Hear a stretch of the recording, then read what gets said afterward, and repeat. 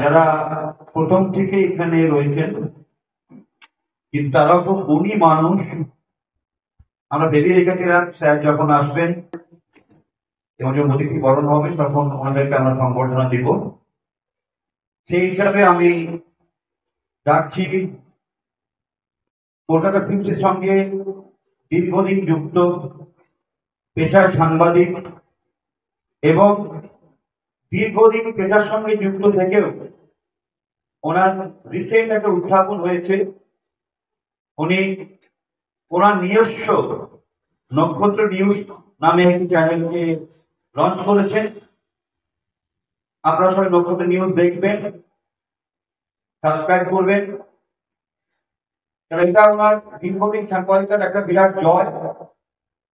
বহু বহু বিষয়ে উনি সাংবাদিকতা করেছেন, বহু বহু চ্যানেলের সঙ্গে একটা বিশাল পরিচিতি রয়েছে সাংবাদিক জগতে, এবং আমাদের সংস্থার সঙ্গে একটা পদে রয়েছে উনি, এবং আমার সঙ্গে প্রায় 5 ইয়ার্সের উপর যুক্ত রয়েছে।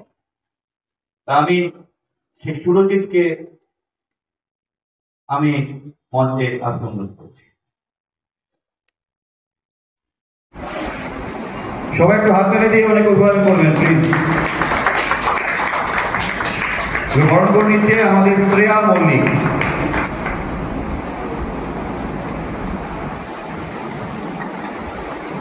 আর বেগমের তরফ থেকে ছোট্ট একটা ক্ষুদ্র উপহার হাতে এসে পড়ল। এখানে উপস্থিত আমার ছোট ভাই, বোন এবং সমস্ত গার্জিয়ান যারা আছেন, their parents, all of my sisters and daughters, and along with guardians, please stand up for 1 minute.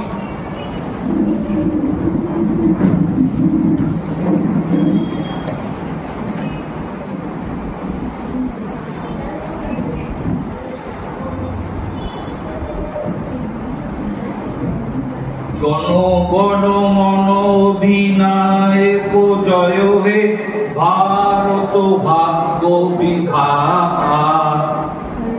Punjab সিন্ধু গুজরাট মারাঠা দ্রাবিড় উৎকল বঙ্গ বিন্দু হিমাচল যমুনা গঙ্গা উচ্চল জলধিত রঙ্গ।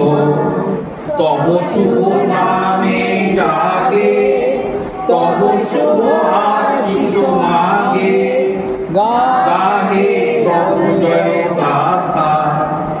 জনগণ মঙ্গল গায়ক জয় হে ভারত ভাগ্য বিধাতা। জয় হে জয় হে জয় জয় জয় জয় হে।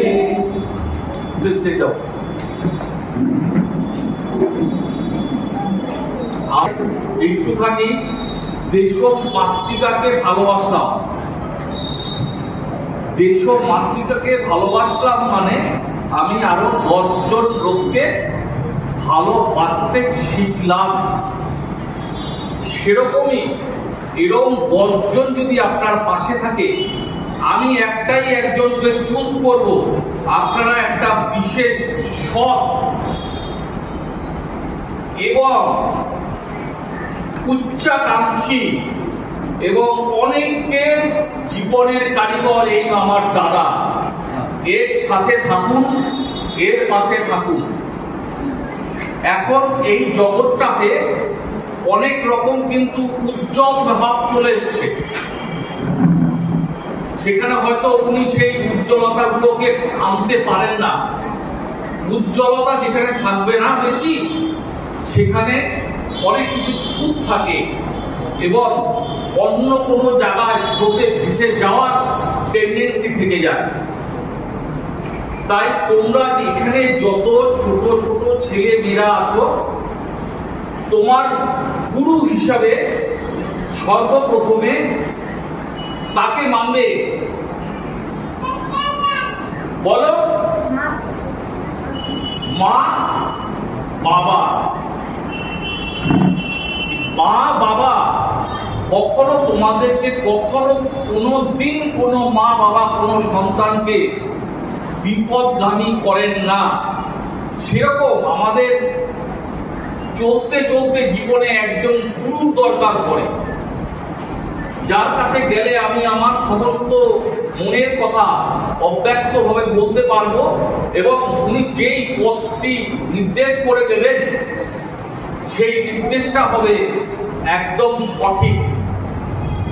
এইখানে হয়তো এই দাদা এসছেন, আপনাদের কিন্তু সেরকম ভাবে কিন্তু মানে ঝমক করে আসেনি।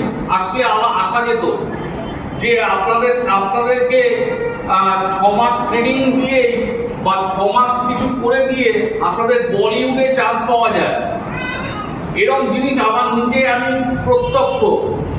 তারপর কি হয়েছে, যারা যারা শিখেছে, যারা যারা ওই পথে পা দিচ্ছে, তারা সবাই বিপদগামী হয়েছে।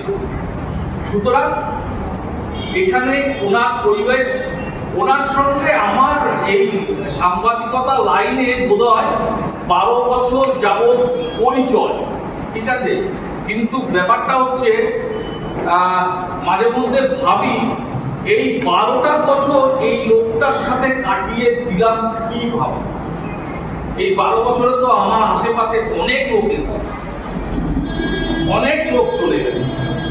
সুতরাং এইবার ছোট ছোট ভাই বোনেরা তোমরা যারা আছো এবং আমার কন্যা সহ সবাইকে বলছি, প্রথম হচ্ছে পড়াশোনা আমাদের করতে হবে। পড়াশোনা অবশ্যই বাঞ্ছনীয় এবং এখন আমাদের কিন্তু বলতে গেলে আমাদের ছোটবেলায় যেটাই করেছি, মাঠে ময়দানে খেলেছি, সেটা ময়দানটা একটু হারিয়ে গেছে। অসুবিধা নেই, কাউকে কোন রকম চাপ দেওয়া হয় না। কেউ যদি আঁকতে ভালোবাসে সেটা আঁকো, যদি নাচ শিখতে ভালোবাসে নাচো, যদি অভিনয় শিখতে ভালোবাসো অভিনয় করো। এতে কি হয় জানো, পড়াশোনার যে বিষয়টা থাকে ওই খেলাধুলোর মতো ওগুলো করলে মস্তিষ্কের অনেক বিকাশ, তাতে দেখবে তোমরা পড়াশোনাতেও ভালো হবে। আমি আর বেশি কিছু ঝকমারি কথা বলবো না, আমার কথা অনেক লম্বা হয়ে যাচ্ছে। তবে হয়তো বেশি লম্বা হয়ে গেলে সেখানে চাতুর্যতার ব্যাপারটা চলে আসতে পারে।